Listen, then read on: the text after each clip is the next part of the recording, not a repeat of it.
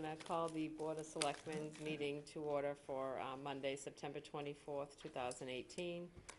And as required by open meeting law, you're hereby informed that the town will be video and audio taping as well as live broadcasting this public meeting.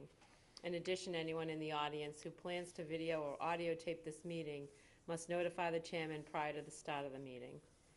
Hearing no one, will you please join me for the Pledge of Allegiance? Pledge allegiance to the flag of the United States of America and to the republic for which it stands, one nation, under God, indivisible, with liberty and justice for all.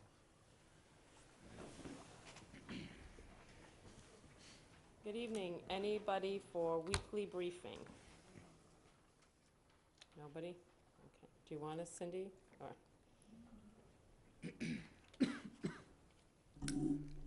Good evening, Cindy Williams, Executive Director of the Harwich Chamber. I just wanted to update everyone. This weekend we had the Harwich Big Fix, and we ended up with 18 houses, so each one with an incredible story, and they were also very grateful.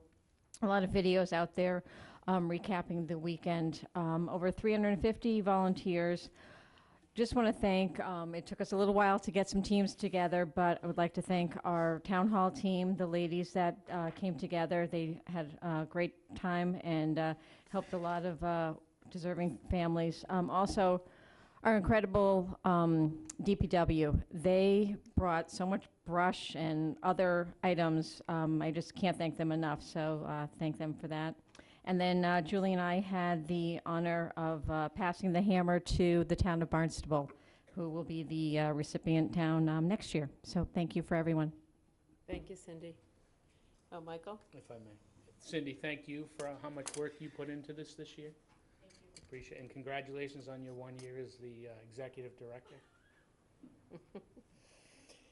Anybody else for weekly briefing? Anybody for public comments and announcements? Good evening, David. Madam Chair, Dave Nixon, CPC Chair. We had our public meeting on the 20th of September, and there were some things that were voiced as concern, and one of them was the timing of the public meeting as opposed to when the applications were in. So Don was there. He made some recommendations that the board voted, and I just want to give you those times so it gets out to the general public. Right. Okay. The new application date is October 15th, 2018. And any supporting documents or information is due on December 1st. Right. And the next CPC meeting will be October 18th. Great, thank you very much. One other thing I'd like to address, the plan that CPC is going to put together, that's not going to happen until at least January. And then we'll come in and have a discussion after that. Okay, great, thank you. You're That's welcome. great. Thank you, David. Thank you. Anybody else for public comments and announcements? Nobody? Okay, we'll move on to the consent agenda. Ed? Yes. I'd like to present the consent agenda and move approval of the items thereon. Approve minutes of the September 6th regular session and approve town administrator's recommendation on Mad Minnow's entertainment license. Second. Moved and seconded. Any further discussion? No. All in favor? Aye. Aye. Okay, on to public hearings and presentations. The town administrator presents a 5-year financial plan to the Board of Selectmen. Chris? Thank you, Madam Chair. I do want to just acknowledge that Carol did a tremendous amount of work. She had a training opportunity for 2 days, today and tomorrow, and instead of coming back, I told her that I would go and do this again. I have done this in the past, obviously, as the administrator. Just to kind of remind people, in accordance with the town charter, by today's date, we have a 5-year plan that we have put together. This is actually kind of a planning document, if you would, where we look at kind of the budget assumptions that are made on both the sources side, which is the revenue side, and on the expense side, and then we try to look out. One thing that I know people have been doing this for a long time, and one thing that people really kind of focus on, focusing on year 5 is not something that's really going to be that helpful to people, because when you get a trend, for instance, on health insurance, that's 10%, if revenues are only coming in at 3 and you have a 10% growth line, that's always going to create that divergence the further you go in. The reality is that we plan for 10 or 12%, in this model 10% for health insurance, and it may actually come in at 6 or a lesser amount. So, I really ask people to kind of focus on FY20 and 21, because those are more relevant, where we're right on top of that, and we do have a little bit better assumptions. So just with this first page, I'm just going to kind of highlight a couple of items on here. I know the print is very small. One thing we have modified this year, we have more charts and graphs in here, so don't worry about if you can't read this. But under Prop 2.5, we do look at going to that full amount of utilizing Proposition 2.5 to the 2.5 level. That includes new growth. We do have, for planning purposes, a number of new growth, which is 250,000. Maybe just to remind folks that new growth is if you have a vacant piece of property and if someone comes along and builds on that property, now instead of just the value of the property, you get the value of the property plus the house. So we capture that new growth as we move forward in this. So just to remind folks of that. In terms of the other positive ones, we do have no general override being contemplated for FY20, which is our next fiscal year that this kind of models. We have done a few things also, the overlay surplus for the assessors. Some of the things that we have for these different abatements that we have, we want to make sure we give additional money in there each year. So if they have senior work off and other programs, we do have some funding to be able to address some of those. So this does call for that. On community preservation, we really just do the land bank portion in this. We don't do the community preservation. That is kind of separate, a one-time budget allocation. It is included in capital, but it's not included in the in this modeling. Let's see. Some of the other ones, state assessments, motor vehicle excise, local receipts. We do try to take some of those actuals to model that out and see what that has trended to be, and then try to match up. And then the same on hotel and motel and meals tax. So on the revenue side, that kind of gives you a little bit of an overview. On the expense side, what we have kind of, if you would, the budget modeling that we do. On the salary and wages, we put in there about 2.25. Usually we try to negotiate contracts that are about 2%, and then there's usually some elements in there that have benefits related that we include sometimes in these contracts, so that 0.25%, that has been the same number that we have been using historically in the time that I've been here. Medicare is a number that is 1.45%. That is, cities and towns have to pay Medicare expenses as if any other employer. So for every amount that the employee pays, the town has to match that. So this is our match.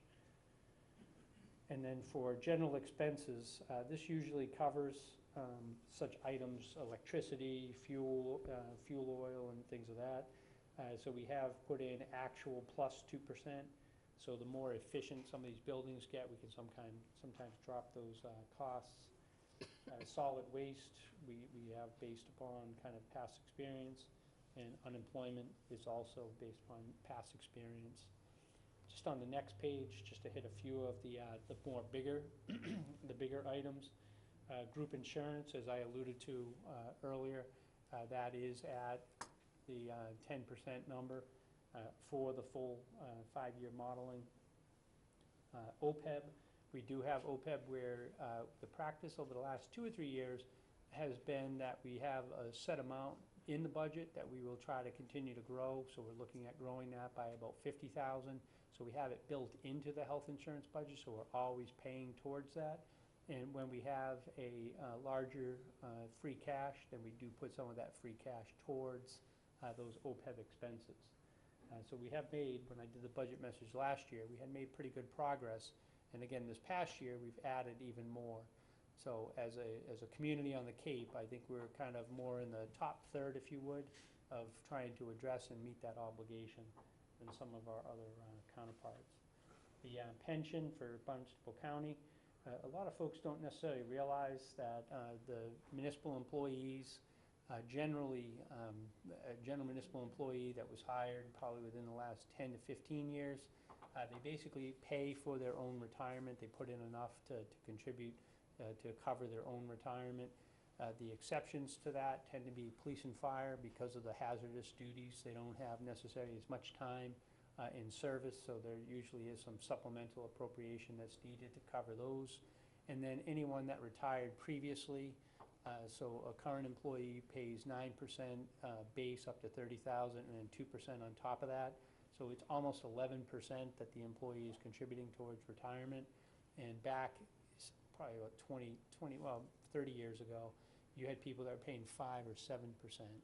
So it's those 5%ers and 7%ers that are still retired that we have to supplement their retirement because it was not adequate amount. So the pension, according to the pension actuarial study that's been done, I think we do one every other year to meet that need, is 5.28% over this amount of time. The pension does also it has an investment return, so we do get investment return value out of that, which helps to offset. So as the money is invested, they anticipate about a 7.6% return on that investment. Property and casualty liability insurance, that has gone up kind of based upon two things. One, a inflationary factor, if you would, of 3%. And really what drives that is if we have new buildings. So if you have an old building that was taken out of commission that was $5 million, and you put a new building in that's 10 million, so that 3% doesn't hold for just that. You have to then increase for the value of that one building. That actually does come into play. We have the harbor property insurance, just to give a flavor for that. We have done a lot of work on the harbors, and that about $11 million worth of investments. The insurance went from about $60,000 to $90,000. So when you make those significant improvements, you do tend to see that in the numbers. On the debt, this modeling, you can see that we have existing, authorized, and unissued, and projected. So we have included projected debt, and I have a specific slide on that. And then kind of the bottom half of this, we have the education. One thing we have put in here, because they're kind of relevant now, much more relevant, is on the Cape Cod Technical High. You can see vocational tech, that we have the assumption in there of 3.25 and 0 students. Sometimes if we have an increase in the number of students, our assessment can go up. If we have a decrease in the number of students, it can go down. We have been about both ways, quite honestly, in the time I've been here, sometimes up, sometimes down, sometimes at 0. So we do factor in, for the modeling purposes, 3.25. And then we have added in, there's been some assumptions recently made through the finance people, that what we want to do for the principal and interest, as well as the administrators, on the new construction. So they do have that new construction number, so we have built that into the model, so we know what our assessment is going to be, and I think we actually have that on here. That assessment will change as our enrollments change. That also impacts that. So for 1 year, maybe 13.1%. If enrollments go up, that could go to 14%, or that's going to move as the enrollments move. Monomoy, we did decide also to break out. I know sometimes I say to people about the idea of feathering in debt as you have debt fall off and you have new debt coming on. You can see here, just in the for the vocational school, maybe you can't see, but I'll just read these numbers. The debt payment for FY20 would be about $1 million. It's a declining schedule, and in '21 it goes to 800,000 and change. So it's almost a drop of $200,000 in 1 year. So over time, that does go down for the life of the borrowing. And the same with Monomoy. Monomoy now has been out for a while, but that has only dropped. It drops about $20,000 a year for a portion. So that doesn't drop quite as much because we still are in the earlier stages of that debt. Now, the next one, just I was hoping that kind of showing these in graph form may be a little bit easier for people instead of just hitting people with numbers. You can see the vast majority of money that the town collects is really from property tax. That's it's funny how the colors really change on the screen versus what I have. I guess that's more of a brownish color, and then the more whitish or gray color are local receipts. So you can see that local receipts. You know, when we have discussions in regards to like building permit fees and things of that nature, that does have a real relevance because you can see that's our second largest source of funds after property tax. So when administration and department heads come before the board to make sure that we have fees that are consistent with other towns and that we are recovering some of the costs, it does have an impact in terms of lessening some of the burden onto the property tax owner and transfer some of it to the fee owner. The other one, I don't know, I've been in this business for a while, and the state aid is kind of a cruel joke on the Cape. What they give us, they take away. So they usually give us about $500,000, and then the fees from the state, the assessments are about $500,000. So it's more of an accounting exercise than anything. And then the transfer from other funds, which is not a bad number, I shouldn't say bad, but it's a significant number. That is indirect costs for the water department. So that's the water department paying for the insurance, health insurance, and so on. I think that's about $700,000 for order of magnitude. And if we go to the next one is the use of funds. So this gives you just kind of a little bit of a sense.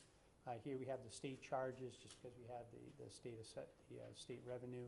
The operating budget, which basically is kind of an all-in. That's all town departments plus some of the other items that we have in there. The brown one here is benefits and insurance. That's where you really see that 10% for health insurance. You can see that on the chart, how that kind of grows precipitously. Debt service, I think, is kind of interesting to look at this format, because you can see, and you'll see in the next few slides, how much debt is coming on realistically as a total percentage of the budget. You can see it's growing. It's definitely growing, especially as we bring the harbor projects on and the sewer projects start to come online. This number will increase. And then the largest, probably the largest single, is really on the education front. So this is Cape Tech and Monomoy. So just to give you a sense for what that looks like. And then the next slide really shows it in a different format.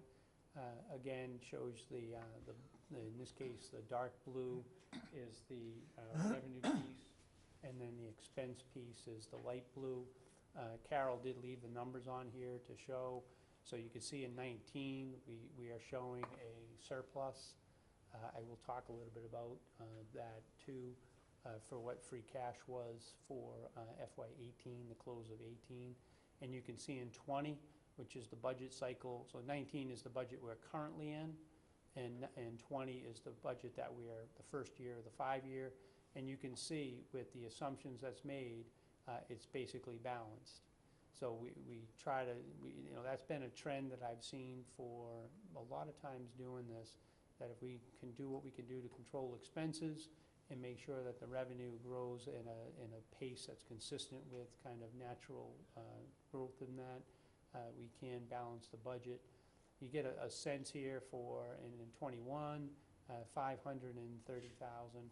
When you're talking about a $70 million budget, 530,000 is fairly close in terms of that. But then you start to see in these out years, 22, it goes from 1.1 and then up to almost 2.6.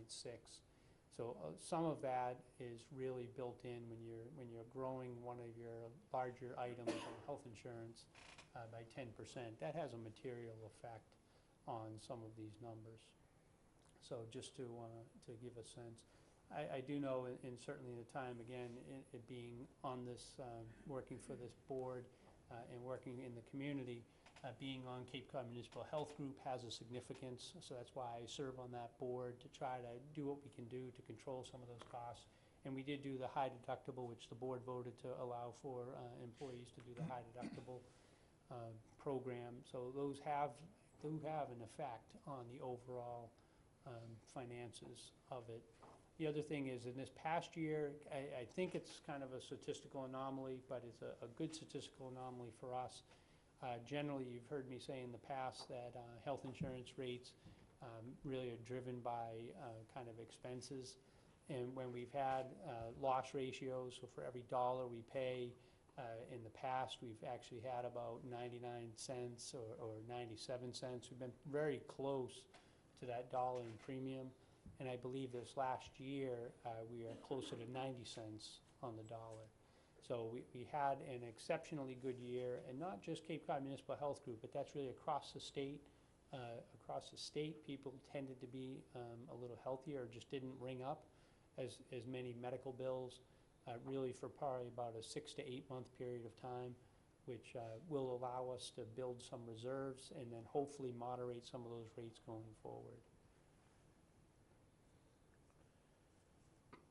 And then just to kind of show things a little bit, here is the Proposition 2.5. So here's the Prop 2.5 total amount that we have, and then the excluded debt is the blue. So here's where we have the sewer, the school projects, and so on in that. And then the other two, we do have, she separated out. So Monomoy Regional School District and the Cape Cod Tech. You can see the debt in there. And then we do have, as part of the process, the Cape Cod Commission actually levies their collections through the town. So that's part of our property tax situation. So we include that in there. But just to give people a sense for that growth.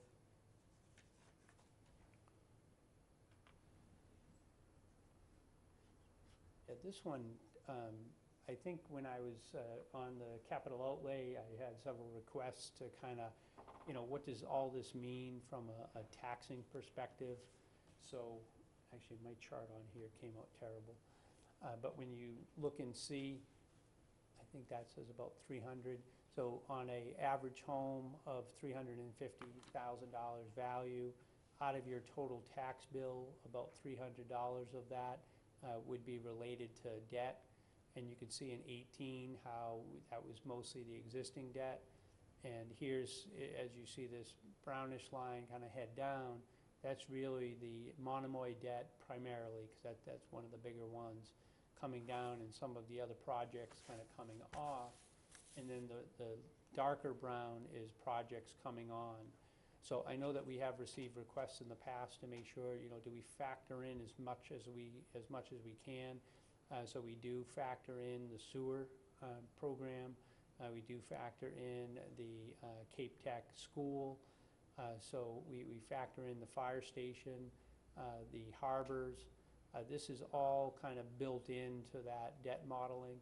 So when I do some of the discussions in the past on what that debt impact will be, you do have some of that coming down, and you see some of that coming on. Obviously, we're in a cycle here where a lot of work has been done, a lot of capital improvements made to the harbors, to the schools, and now with sewer.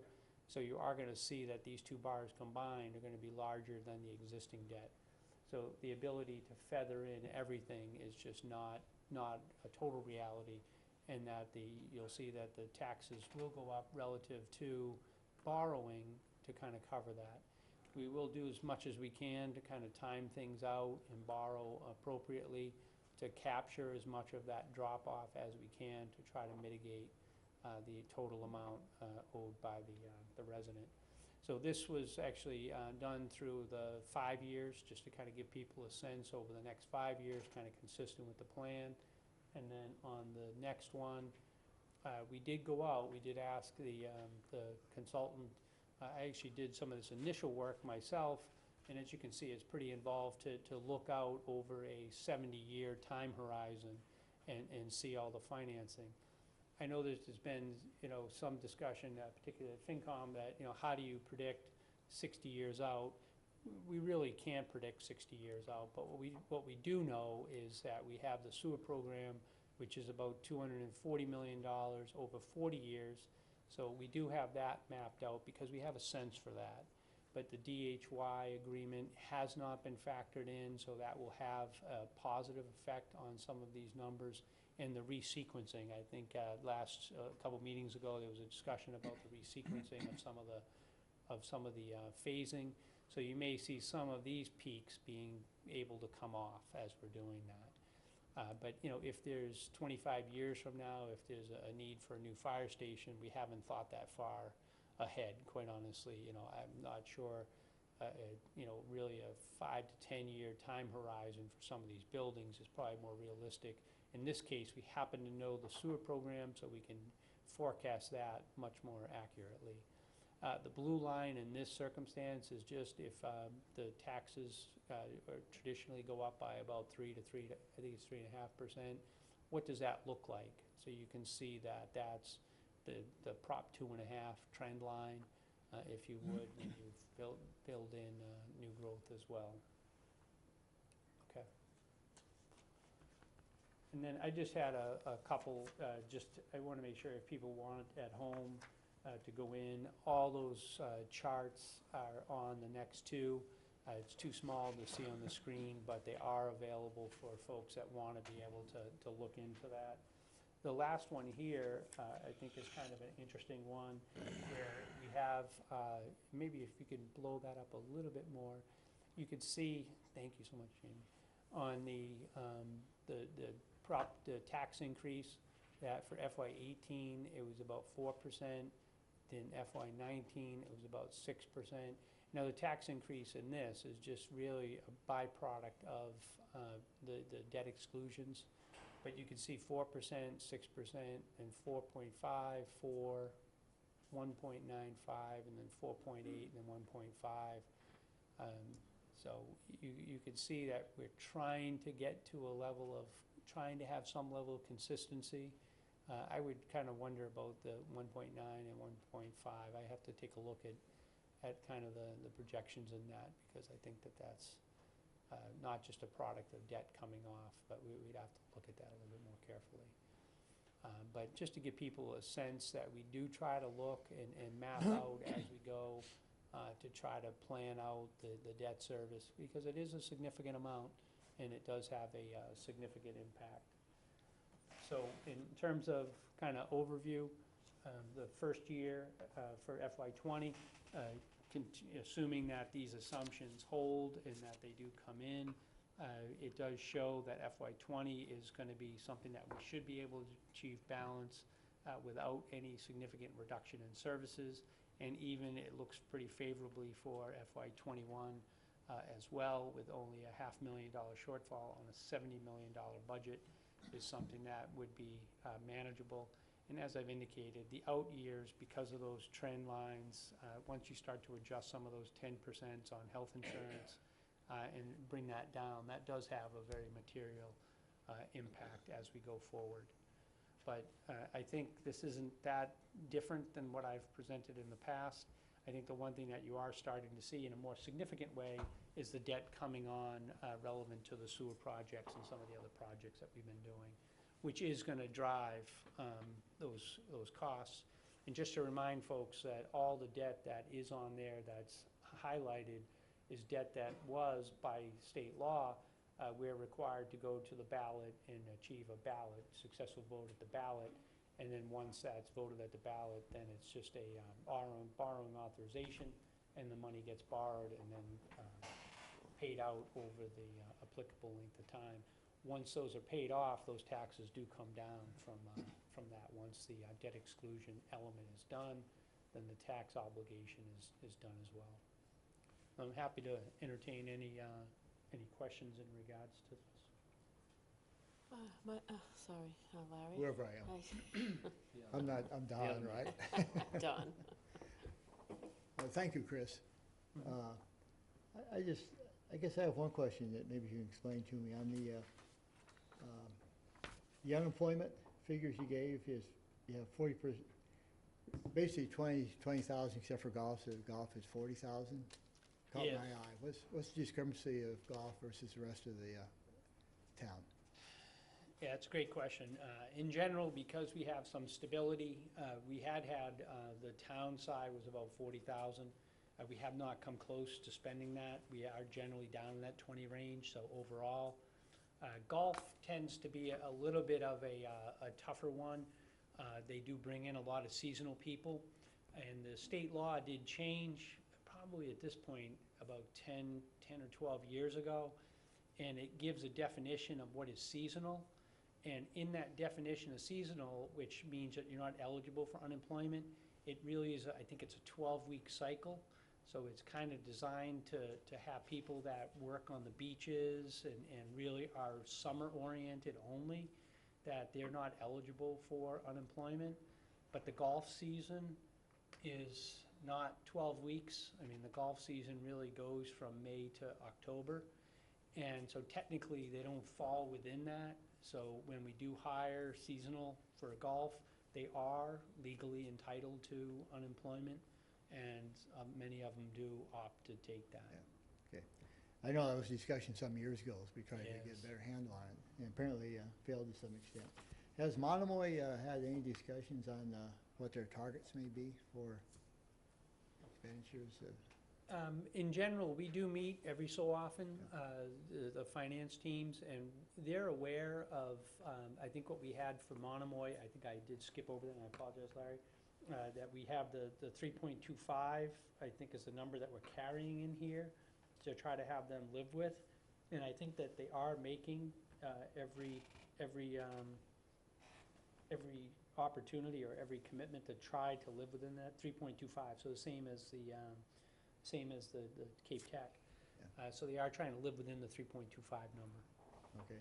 And I guess my other comment is that I agree, we're in pretty good shape. I think we have on the 5-year plan, we do have some issues we need to continually try to stress, and that is the expense growth. You know, you show a deficit going on. You know, we're talking, when I do some adding up, we're about 4.5% to 5% increase per year Yes. going up, which is obviously greater than 2.5 and greater than 3.25. This gets hidden somewhat when you look at taxes because we have debt coming off. Right.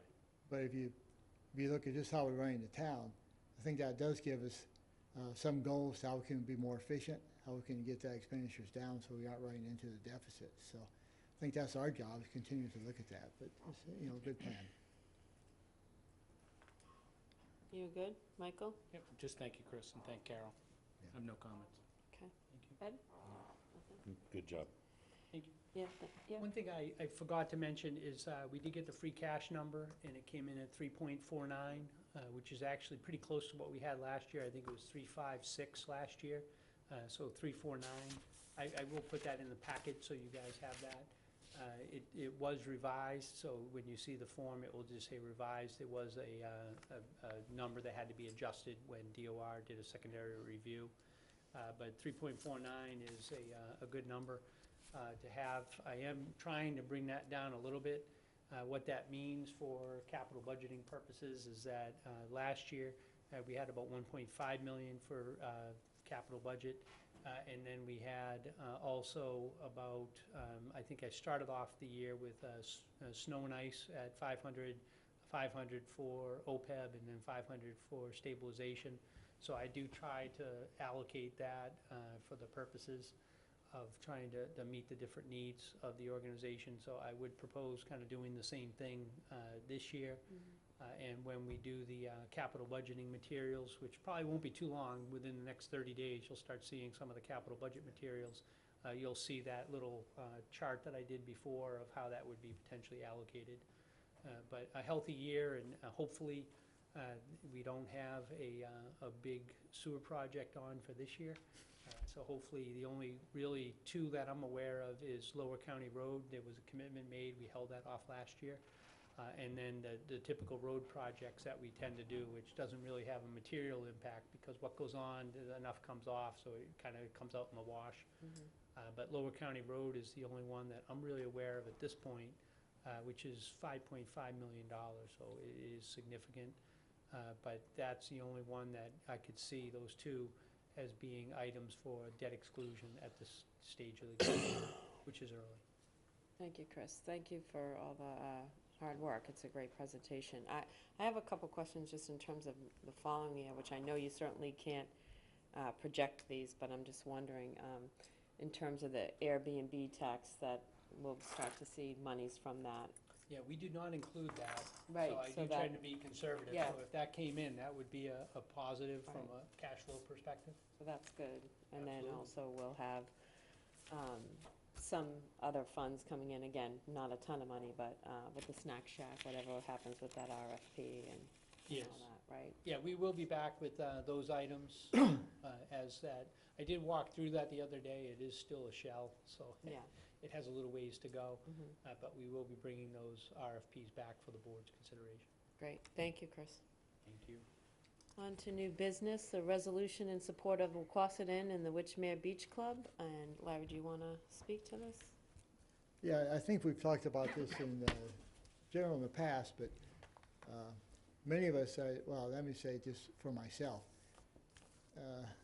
I felt badly and felt that this lawsuits against, or potential lawsuits, well, now it's a lawsuit, they sued, it's gone to court, against Wisconsin and Witchmere Beach Club were out of line for the reasons I tried to outline in this resolution.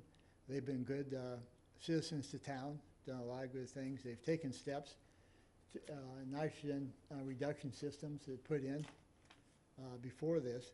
And I think that what I thought we should do as a selectman, if you approve, is to vote our support of these two clubs. Now, I did vet this through legal because I wanted to be sure we show our support, but I didn't want in any way get intertwined with the legal procedures that they're going through. So I did get back after vetting and say this would do that. And so I'm not going to go through all the points, but we'll leave it there. And specifically, what I want to do is show our support as selectmen and hopefully the town for these two important businesses. They're actually our greatest tax revenue sources. They drive a lot of other businesses in town. And I would say that they've, to repeat myself, they have been good citizens. They each have installed their own enhanced nitrogen removal systems. There's a bit of a, what CLF is arguing is that since they have their distwater, they're separate from the CWMP in the sense that they have their own distwater charge permit through DEP, and they'd rather have that come through EPA, which in some cases may be more rigorous. But that's not always true. And I think the fear is that they start going after this, they could backtrack on the other items we have in front of us as well. And I would further state that Harwich as a whole is, we're taking our, as a town on the Cape, we've taken a positive step. We've already spent, rough figures, $30 million. If you look at Muddy Creek and the things were going on and to address the problem. And to be hit on this, and for me, they've chosen Witchmere and Wauquasit partly because in the industry jargon, they're deep pockets. They can do that. And I think it's a shot across the bow more against the other towns on the Cape than it is Harwich, but I feel that we're being picked on some. But in any case, I tried to outline some of these, and I'm hoping that we can pass this resolution in the support. And again, I've passed it through legal because we're not involved in the legal seat, nor do we want to be. Michael? I move that we support the resolution in support of Wauquasit Inn and Witchmere Beach Club. Second. Moved and seconded. Any further discussion? All in favor? Aye. Thank you, Larry, and thank you for putting that work in on this document. It's a good document. I think it's very true. We need to send a clear message of our support for these two businesses, and extremely important in town. Never mind the fact that we as a town have taken the lead in the sense and trying to do the right thing, and the permits that they're trying to tell them they can't even really qualify for. So it's a bit of ridiculousness. So in terms of showing our support, I think it's important, and thank you for putting that together. In B, MS4, the approval of the notice of intent and the adoption of the rules and regulations. And I'm going to let Chris speak to this. Thank you, Madam Chair. This is one in which the federal government, looking at how different ways to clean the environment, has taken the approach that municipal stormwater is something that needs to be looked at. And, you know, sometimes, I mean, just think about it, you see cars parked in a parking lot, and if a car leaks oil and that you don't have a good system to kind of catch that pollutant, it can go right into the environment. In contrary to like a sewer system where you have a processing plant that can kind of take an opportunity anyway to remove some of those hazards, in these catch basins, they don't have that ability. So what they have done, the federal government has come out and is requiring a program called this MS4. There's two things that are really being sought this evening. One is the town as an entity. We obviously have a lot of stormwater catch basins throughout the community.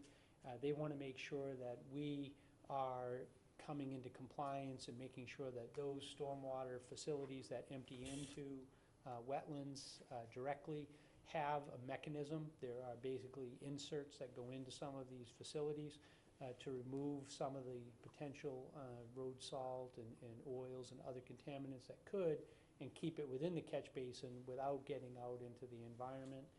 So the first item is really to approve a notice of intent under the small MS4 municipal stormwater general permit. This would allow for us to engage at the capital budgeting process last year. We did put in that we had identified, I think it was about 25 stormwater catch basins that needed to be retrofitted to be able to capture some of those solids and not just have them go out into the environment. So this is really an application for that. When you go through the application, you'll notice that it doesn't just identify the 25, but because those feed into larger bodies of water throughout the community, to simplify it, the engineering department and our outside consultant said basically that a lot of the town is impacted by any of these stormwater, because if we don't capture it in one location, it could go downstream or travel several miles. So it is fairly comprehensive. But a lot of this is work that would be done in the existing catch basin to kind of capture, and not necessarily work that would be done into the wetlands, but we do need to submit this. So when the engineer put this together, he did identify, and there's a ton of material. We also have to identify all the threatened species that may be impacted by all this work, which is a fair amount of them that are indicated. But this is an electronic submission, and on behalf of the board, if the board would vote to authorize me to do the electronic signature, just to kind of get that started so the town can commence its compliance. So that is kind of part one of this. And then part two is, and this I don't think we necessarily need to have a vote tonight. Certainly I'd like to give the board, in terms of the application, and I hate to do this, but it took a while to get reviewed and for engineering to put this together. But I think that it has to be submitted by October 1. So that is an item more critical. The second thing that they want to have the board approve, congratulations, when the board was made sewer commissioners, you were also made stormwater commissioners by default. So that is one of the things. So not only are you responsible for all the sewer projects in the community, but you're also responsible as a board for all the stormwater as well. So in this, there is a draft comprehensive stormwater and illicit discharge regulation. This does have an impact on building in the community. It has an impact on homeowners that may have, or a business that may connect up if they have, but just as an example, if they had a oil tank that they just didn't have, or it was leaking, and then they just let it go into the catch basin. There are prohibitions against things like that. But a lot of this is geared towards really two things, reading through the material. One is, as new developments come online, You have to have the material in the catch basins to be able to catch and protect the environment. And then, so from a new development standpoint, there's certain things you can and cannot do. And then there are prohibitions. So if people do have their, a garage, auto garage has their catch basin just linked to our catch basin, that's now gonna be kind of a prohibited practice, and we'll have to stop. But it's gonna have a fair impact, I think, on the community, and I'd hate to have one meeting and try to ask you to vote it. I think it's something that people probably should just absorb, but this is all geared towards reducing nitrogen in the environment and protecting the environment. And if there are specific questions in regards to it, I probably will jot them down and then have Bob Caffarelli come back. But on the notice of intent, if we could at least vote Take some that to action. allow the town to become in compliance with what we need to do. Thank you, Chris. Thank you. Ed, do you have any questions? No. Michael, so the idea of, too, we don't have to go for the regulations tonight, but we can at least vote to, take a vote anyway on whether or not we're okay with filing the notice of intent. We can come back on the regulations if we feel it's necessary. Do you have anything? No? Larry? No, I just have I hope they actually doing the work is easier than this application. The number of pages is unbelievable. I thank Bob for putting up with this. I will. I move let me just get this up so I can read it. I move we go forward with a notice of intent for coverage under the small MS4 general permit application, And authorize the and administration. authorize administration to move ahead. Second. Moved and seconded. Any further discussion? All in favor? Aye. Chris, could we get a summary of these rules and regulations and how it's going to affect the people in town? Yeah, maybe we'll do a couple of examples. Because this That's is another 100 pages of stuff I don't I'm understand. laughing, that's a good point. I was gonna read this. Yeah, and in terms of building and such, you're gonna have to have engineers design a stormwater runoff plan and, overall, it's more work, but to the point of what they're trying to accomplish, it's to the benefit of the town, so, Yeah, maybe we'll do a couple of examples yeah, of how we would. that would be helpful. Consideration of Richard Anderson's regrade to Council on Aging Program Specialist. And this, I'd like to do kind of a twofer if I could. Certainly, I think I'm going to defer initially here to the chairman of the Council on Aging. I would like to speak as well. good evening, Richard. Good evening, Madam Chair, members of the board. You know, we've had some changes happening at the Council on Aging. This was in play before the change of our executive director, our director. And this is a gentleman, actually the position, let me talk the position, has changed dramatically. And let me start by saying that this position is grant funded. It comes from our state grant from the Executive Office of Elder Affairs. And it's been budgeted for next year. And our grant application is already in, so we took care of that before any changes were made. Along with this, there's been a change. In regrading this, it's changing the position from basically was known as an outreach assistant and volunteer coordinator to a program specialist. That relates directly to the position that's over in the Recreation and Youth, again, similar position that's over there. In this particular case, the duties and the functions of this particular position have been expanded greatly. Right now, we have an opening, the director. We have a brand-new social service worker who's there, who has been there for less than 3 months. So the gentleman who's doing this job, the program specialist, or current, hope to be program specialist, is taking on a huge amount of additional function right now. It's a 27-hour-a-week position. There'll be no increase in benefits. They will be regrading it. It will result in an increase that will not affect operations. It will not affect the budget of operations, and it will come strictly from the grant. So I would highly recommend and would ask for your support to regrade this tonight. We need it right now. Thank you, Richard. And then just to the mechanics of that, it's interesting that when the director was vacant before, I was able to kind of put in some hours down there because it was the middle of summer. I'm going to be hard pressed to put in any kind of hours. So the two requests that I would like to make of the board tonight is, one, maybe just an acknowledgement that I will like to put him in place for potentially 90 days under this. This position was not we didn't have a specific job description because no one was doing this. So we have created, and it is attached, a job description that has been vetted by the previous administrator. I think she did a really diligent job in going through this. I have met with the HEA already. I did not get a response by tonight. We just talked last week. I've only been down there for a little bit.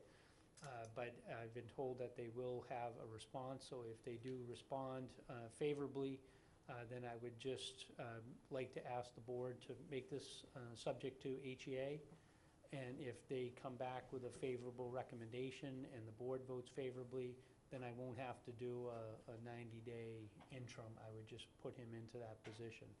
It is also my intent, just because, I mean, I may be able to carve out, less than 10 hours a week, which is really not fair to the agency. So I may temporarily move him up and use some of the town doesn't pay me twice when I take on one of these additional positions. So that position money is available, so I would probably fund him for at least a period of time in which we're doing the recruitment and the selection of the new Council on Aging Director, to maybe increase his hours and fund some of that out of the money from the vacancy in the position.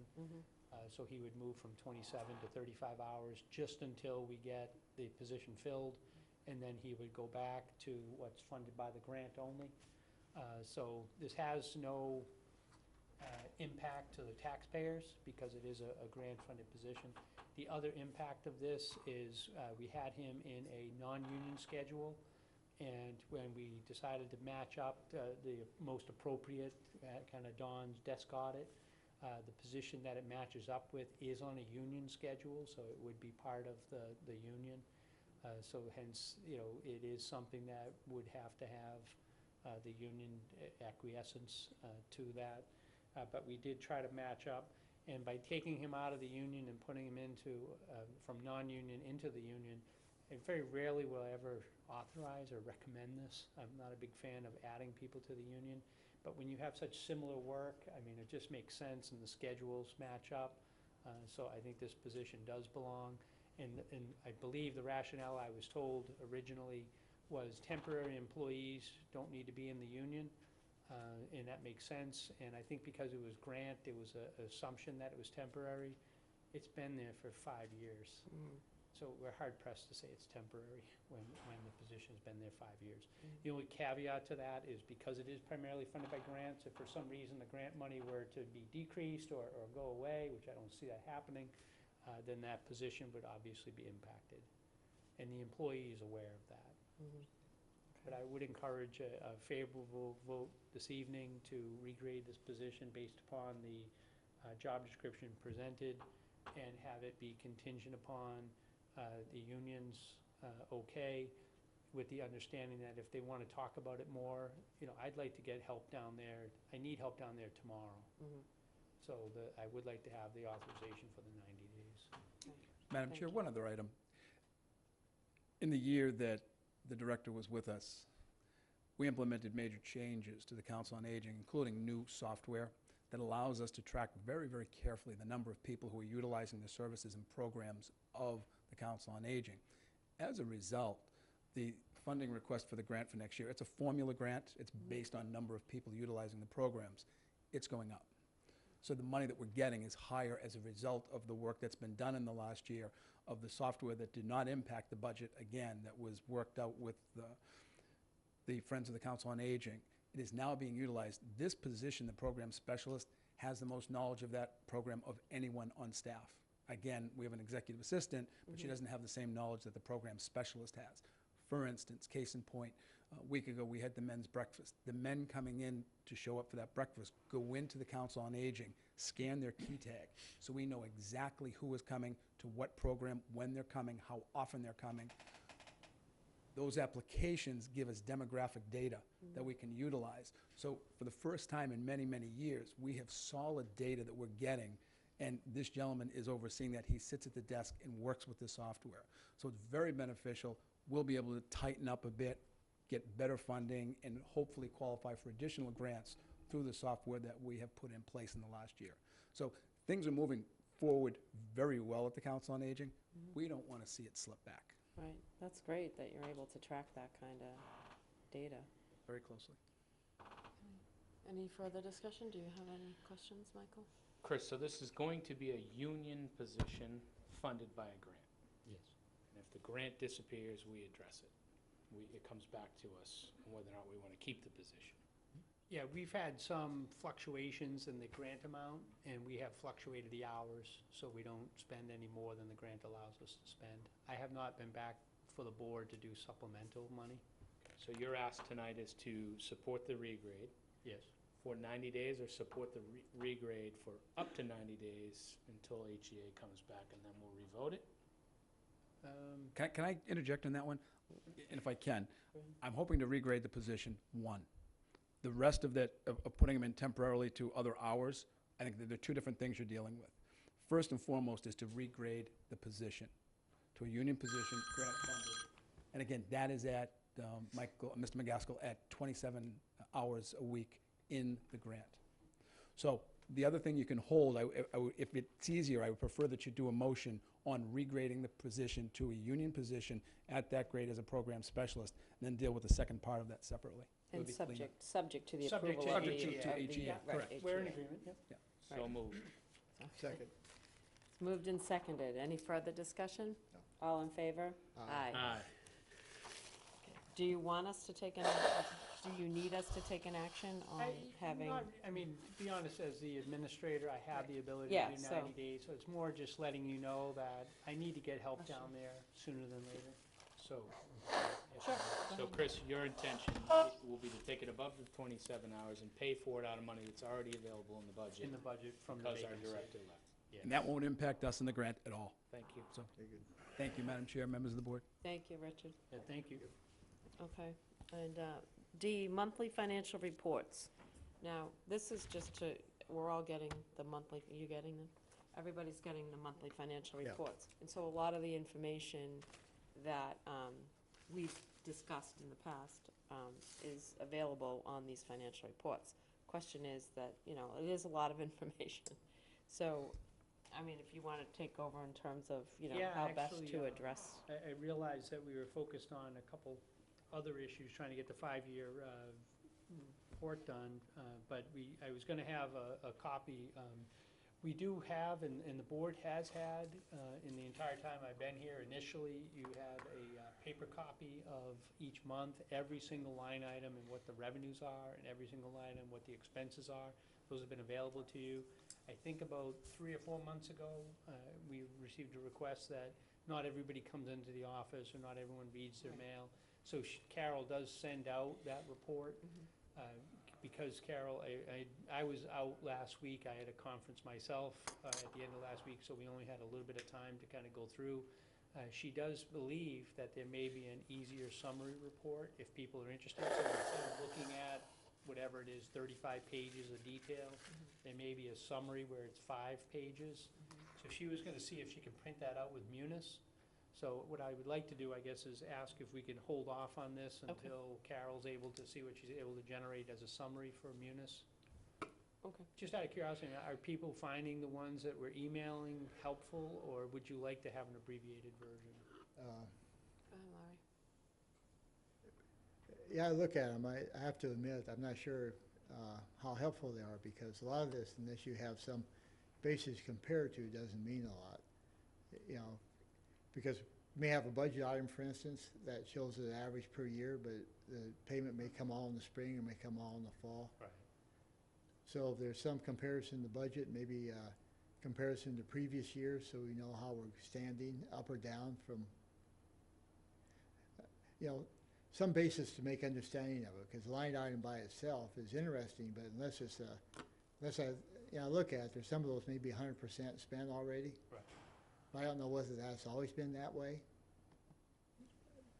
Well, I think, just to comment on that, because I understand your question, and when I was looking at the report, I was kind of overwhelmed. But I also think that I think if you look further into the report, I believe there's further breakdowns, it's just that you have to go deeper into Deeper it. into So a it. summary might be more helpful to all of us. Ed? So where does this?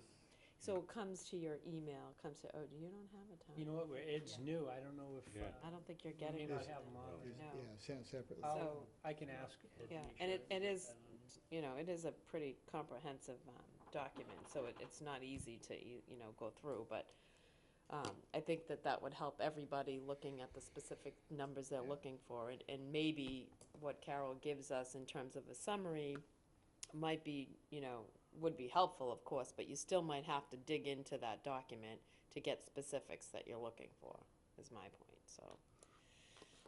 Does anyone else have any further discussion on it, or do you want it, we'll just hold and bring it back with Yeah, Carol? I'll be back with what the options are. The only thing I like to do is whatever we can kind of do within Munis. Yeah. We'll try to have that. And then I guess we can take from that report and then the summary and decide if there's still something missing that we need. Yeah, we'll see what Munis can do. I mean, I guess we need to be led a little bit, Chris. I got you.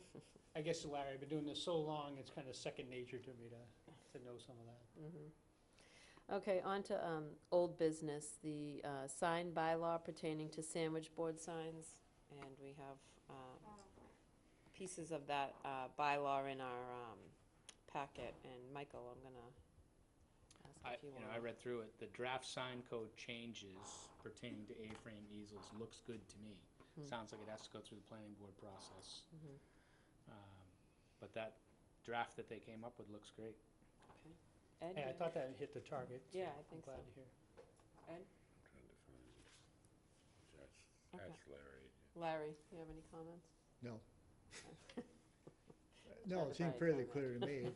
It's up to the planning board, as Michael says, so. Well, and I think to the point is, when we're talking about the various sandwich boards and et cetera, although there might seem to be a lot of them, it's only for a couple of months out of the year. It's really July and August. And, when you've got a business tucked down a side lane, it's kind of hard to not have the need for a sandwich board. And so I think that, No, this addresses it, if I may, Julie. This Yeah. addresses it to one. Some of these businesses are using three, right. maybe some more. So this addresses it, and one sandwich per business. Yeah, well, my only concern with the sandwich boards, aesthetically, I have no problem with them, from I think they actually, in some ways, enhance the nature of our business community. The only objection I have is when they're placed in a way that creates a condition of handicap inaccessibility of the sidewalks. And I know in the past, even though, the signs have been not strictly allowed, people have been using them, and I sort of would talk to different business owners, you need to place your sign to allow passage on the sidewalk, and they'd sort of comply for a couple days, and then it would all of a sudden be back blocking the sidewalk, and typically, blocking it in an area that's not right next to a utility pole or something, and I'm just wondering if there can be, you can remind people again and again, and they sort of go back to bad behavior. And I think the only way to get that point across is if somewhere in the process we could establish essentially a fairly substantial fine for people that continually violate that. I believe the existing has that ability. What, at least I try to practice with my departments is to educate first as much as we can. And for those malcontents that don't want to receive education, we do have the ability to fine. I don't believe we have levied fines maybe I stand correct. I think we have started to levy fines on some of the ones that have continued to put them out Yeah. after we've counseled them to please not. Well, I do think it's important, obviously, that people recognize the fact that you have to be able to have, handicapped accessibility, and that is obviously important, but. But, yeah, I guess my point is just like, um, there's a fairly substantial fine for parking in a marked handicap space without being qualified to do it. I think, this is not just a simple zoning infraction. I think it needs to be taken to a higher level in terms of the fine that's assessed. We could take a look at that and see. Maybe after, you've been counseled once or twice, it becomes a heftier fine, I don't know. Any further discussion? No. Okay. So if I understand the board's intent, I will recommend to staff that they proceed with planning board considering adopting these, making the necessary changes, and to look at the fine mechanism to make sure that it's substantial enough. I think we're all comfortable with that. Yes. Okay. The town administrator authority to approve contracts and approval of capital items over 50,000, we're gonna hold on that because Don is not here tonight, he's ill. And also the board policy on access to town council, we're gonna hold that till next week, I believe. Then beach nourishment in vicinity of Beach 22. And this comes to us based on an email that we got in terms of a question from a citizen, so. Yeah, maybe just to try to frame it.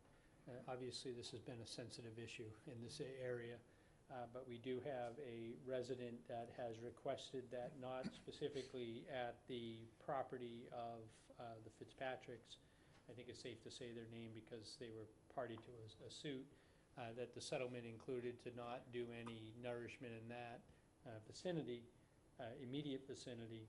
And the request here is to do in other areas along, I guess, Shore Road. And I wasn't expecting to see my harbor master here. I know we had some discussion about doing beach nourishment, and I know when we put the permit in that we did eliminate some of that area. I don't know if we specifically did just that area or if we did the stretch. I think we actually did do the stretch, if I recall. So if the board wanted to change kind of the direction that they had previously been heading in, which we have, not done anything with the permitting on that, we would have to start to figure out the permitting adjustments if we wanted to pursue going down that road. John, do you want to speak to that? Madam Chair, members of the board, John Rendon, Harbor Master. So I think what Town Administrator was referring to, we were in the process of getting a 10-year individual permit. And when we were submitting the application, we identified an area there, Pleasant Road, Beach, West, that shoreline area that needs nourishment. And based upon models that I think Amy Zlowski, our conservation agent, had provided. And so our initial application asked permission to put dredge material below the mean high water mark. Right now, our current 5-year general permit that we have for Harwich allows us only to put it above mean high water. And so after some discussion, that was pulled, and we didn't ask to do that. And in addition to that request, there's a section of that easement where no dredging is allowed. And that's part of that individual permit. But that's just that small piece where no dredging is allowed. The rest of the shoreline, both public beach and private, would allow us to put dredge material above the mean high water mark. And if it's on a private property, it has to be at the request of the private homeowner, and they have to go through a bid process because we sell beach nourishment to private homeowners only if and when we have excess material after we nourish our public beaches, if that helps. Thank you, John. Michael? Has there been any requests from any private homeowner on that stretch to have beach renourishment? I have not received any requests. So this would be an exercise probably for naught, I would imagine, unless somebody came forward? Well, we get a lot of requests throughout the shoreline from private homeowners. And so I keep a list, and anytime we do a dredge project, if it looks like we're going to have excess material, we put it out for bid. I notify those people who have contacted me with interest so that they know that that public bid has been issued and they can compete. So I'm not sure I understand your question. I mean, I think what we do, I think what the town does, and I think what benefits our private homeowners is because we put it in our comprehensive permit, it doesn't require the homeowner to have to go and get their own permit to put sand on their beach. Thank you, John. I guess, if I may. Go ahead. The question was, has anyone in that area or that stretch ever contacted you and requested to be put on that list? They have not. I received, wasn't a request, it was an inquiry about dredge soils from an individual if there was any available, and so I replied. He was in that area. And I replied with the process of what we do. But Thanks, John. Julie, if I may. Chris, I believe that and this has been, we've exhausted this. I mean, I think Amy showed tonight clearly that there wasn't, under the current configuration, anywhere to put sand other than the public beach, which is escaping me now. We already renourish it. Earl Road. Earl Road, is it Earl Road, John? Earl Road, we do. well, we've done Earl Road, we've done Gray Neck. Gray Neck is an area that, But there's nowhere right now to dump any sand, correct, Chris? Well, there probably are sections that are above the high water mark. But on private property? No, on town property, but they're minimal locations, in all fairness. Wow. I'm all done. Did you have another question? Nope, all set. Thank you. Larry? John, remind me, the permit now is for above mean high water. And this is asking for ability to do it below mean high water? we have not submitted any permit that requests to put sand below mean high water. And that's not the... Initially, we had some discussion about doing that, and we changed it. And our, That's a much higher hurdle to get through, I think. it is, yes, sir, it is. Right. Ed? I thought I read somewhere in the material a reference that there is,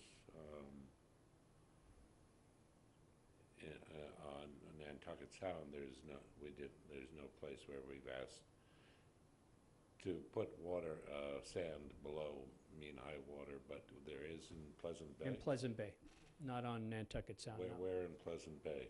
Well, we put it on Bay Road Beach if we were to dredge. Okay. Round Cove, for example, which we're going to do at the end of this month. Okay. So we have the ability to do that. And what's the additional steps that required if you do that? Or is it Well, we just- already have the permit that says we can, so it's just notifying. So what yeah. were the additional hurdles in the permitting process? Well, we had to go through conservation.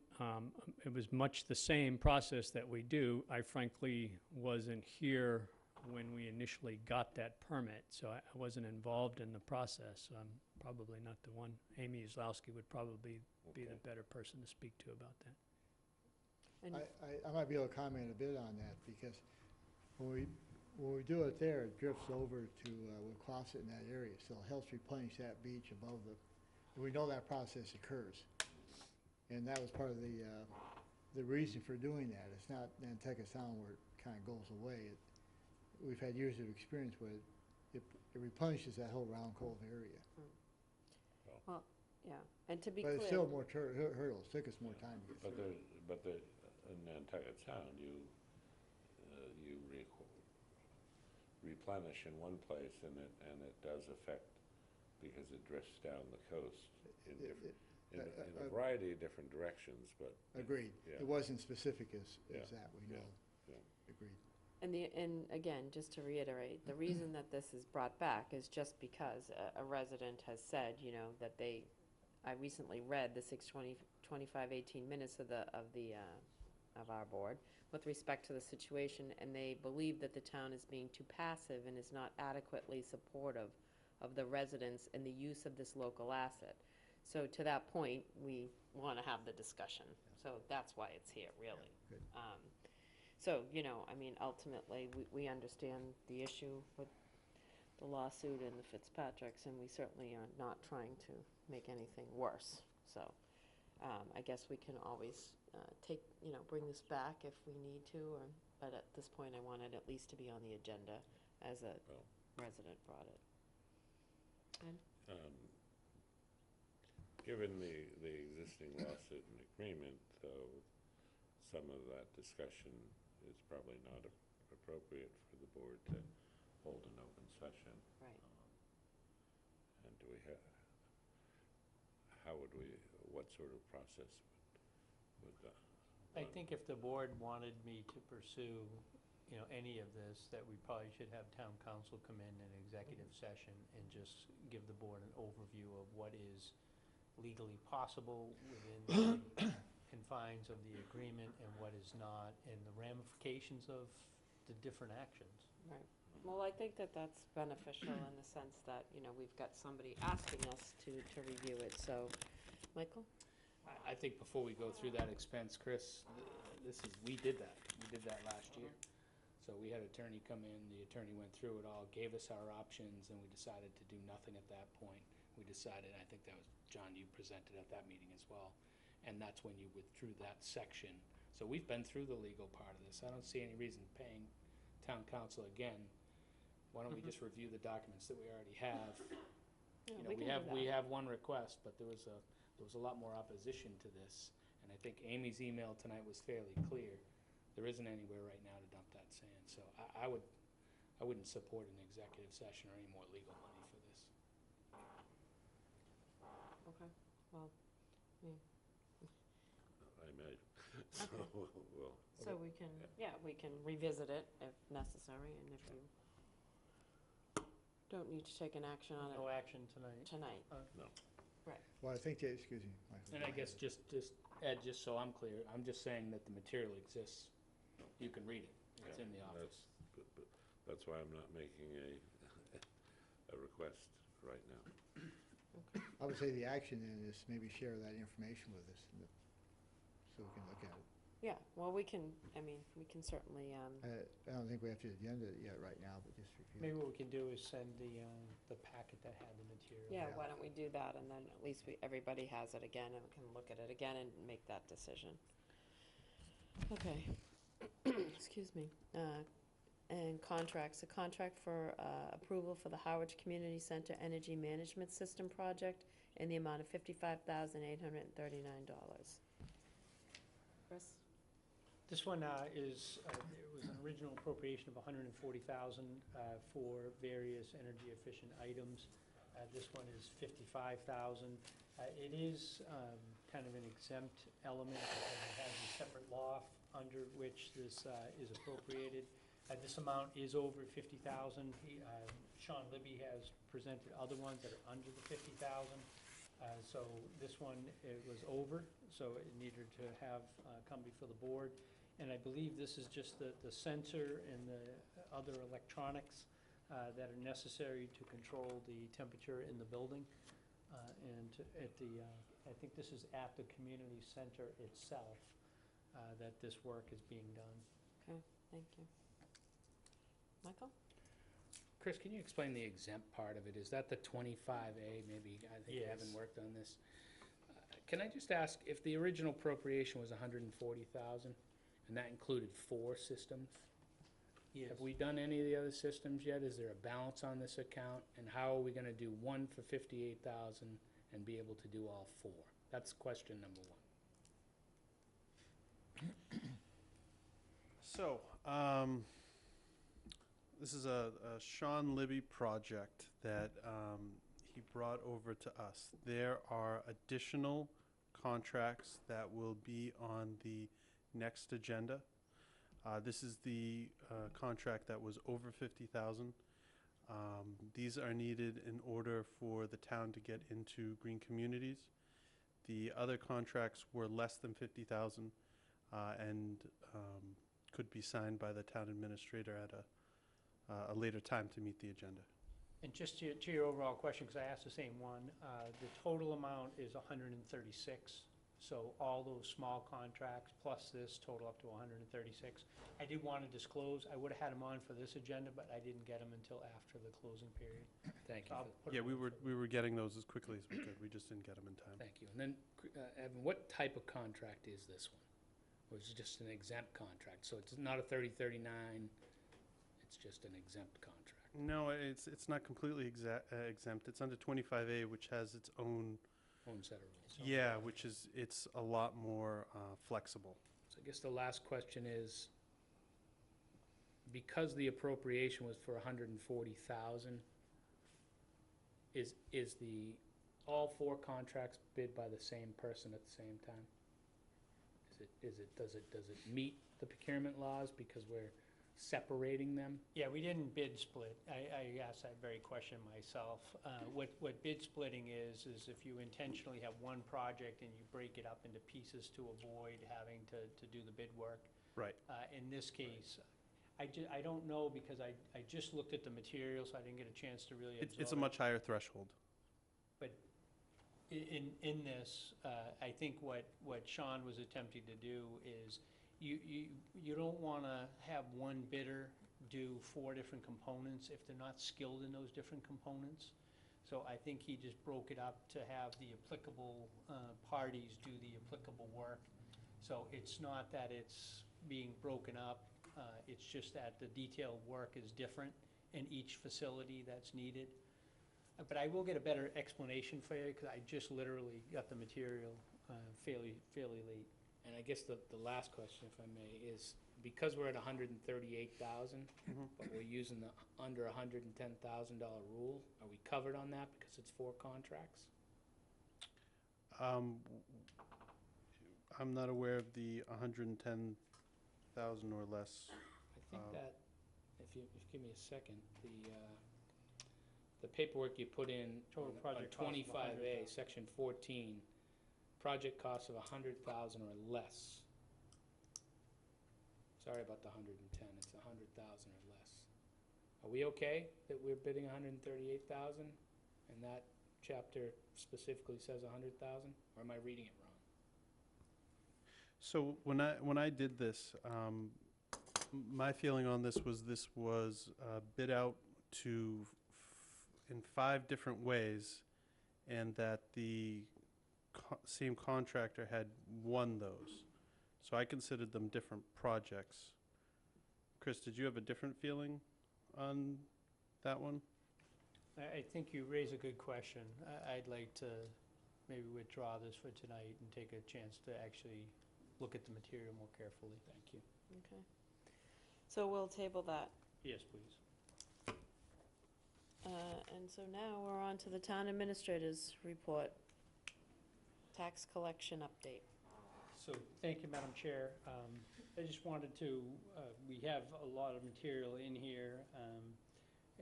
Most of this is public, but I didn't want to embarrass anybody, so we kind of put the summary materials. I'm just going to speak to the summary. I think we did provide individual locations. But there are currently 267 properties in tax lien status. We have 2 attorneys that are helping us with this. Attorney Dawn Bloom, who is from the Western Mass area, but she's in the transition of coming down here, has opened files on 44 parcels, 8 of which have been redeemed. So she received payment on those. All fees related to her services are added to the tax lien, so it's part of that lien process. I think she has more of a direct interaction with folks, a little bit more of instead of broad brush, she kind of individually, and we did individually target ones for her to go after, if you would, just where we thought her approach may have more value. 10 additional parcels were redeemed since the advertising of the tax lien. 26 payment plans, about 10 of which are in good standing. For FY 2018. 427,346 was collected. And this year to date, about 76,934 collected this year. Attorney Capola, who has primarily been the one that has done a lot of this work for us, has begun processing the FY17 unpaid real estate bills for tax taking. There are presently 52 bills outstanding after four quarterly payments. A demand bill, it was mailed on June 12th of 17, and a letter sent from the collector's office on March 30th of 18. So you see that these really age quite a bit before they get to this process, and then we'll send final notice. I would say that in one of these cases, there's a property at Saquatucket Harbor that someone that resides in a different state during parts of the year, that is more actively being pursued. It was one of the more egregious offenders, if you would. So I know that that is being more actively pursued. But just wanted to provide an overview. I think if Attorney Bloom is making the transition to come down here, maybe we'll have her come in and kind of walk through some of the process that she uses for the board at a future date. I think she's moving down in the next couple months, per se. But just wanted to, I know there was a request for information, so we wanted to provide that in that. Michael, you have a question? Chris, if we could add, I'd like to know what we've paid Attorney Capola. You know, I kind of read what these attorneys do. Bloom, it makes sense to me. It costs the town no money. They get their fees based on collection. So ultimately, everything that she does gets added to it. Capola, we pay a fair amount of money to based on the ledgers. So, and I think if I've looked at other towns use similar services to Bloom for that part of it as well. So I think the last time we went out to bid on the Capola attorney was 2013, where we agreed and signed a contract. So similar to Don's request on KP Law, I'd kind of like to know what they do and what other services are available rather than use the same thing if we don't have to pay anything for collection. Yeah, fair question. Let me see if I can get how much we've paid him, and then if there is a alternate arrangement. Thank you. And the other one, I was kind of hesitating, but I will kind of, I guess, officially announce. I know I announced previously that I had a house in the town of Sturbridge, and that trying to be a landlord over 100 miles away was a daunting task. I had a good tenant, but still, we have sold the house, and you know, I have said many times sitting here that, you know, I think this is really a good community. I certainly enjoy the department heads tremendously. So I will be, assuming that everything goes according to plan, moving to Harwich. At this point, I would like to not put the address in there quite yet. But once we get everything squared away and move, but I am hoping to effectuate that by the end of October. So for folks that have said or will say that, you know, he has no skin in the game, as of the end of October, I will have skin in the game. I don't think you'll see too much of a change. Conservative is conservative whether I live here or not, but I at least wanted to say that we'll be joining officially the community and looking forward to it. Congratulations, Chris. Thanks. It's great to have you officially. And that concludes my report this evening, Madam Chair. Okay, on to Selectmen's report. Ed? Nothing? Michael? No, nothing. So I have a couple things I want to say. That I was lucky enough to be invited by the Knit-Lit group at the library, and they Say have... that again for me. So it's the Knit-Lit group, and they are a group of about 30, I think, 30 of them that meet monthly, and they have a knitting group. And so they did this great raffle this year, and so they knitted two beautiful Afghans, one that was large and one that was a baby size. And they did a raffle, and it was to benefit the VITAL program, which is the Visually Impaired Technology Assistance at the library. So they, through that program, they raised almost $1,000. And that money goes to that program where they help people who are visually impaired be able to use technology, their phones, their iPads, on the computer, et cetera, to read and books, et cetera. So it was a great thing. So I was invited to pick the raffle, the winners. So I picked two. One of the women was right there at the meeting, so that was kind of nice.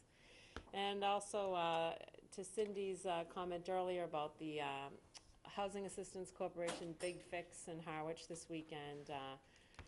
Participated with Cindy in terms of registering people, and then participated with my company, Polhema Sabri de Silva, where we had about 4 teams. It was just a really great day, great program. I think it's something we should look at doing in our town every year. It was really awesome. So that concludes my report. Can I get a motion Move to we adjourn? adjourn. Second. So we are adjourned.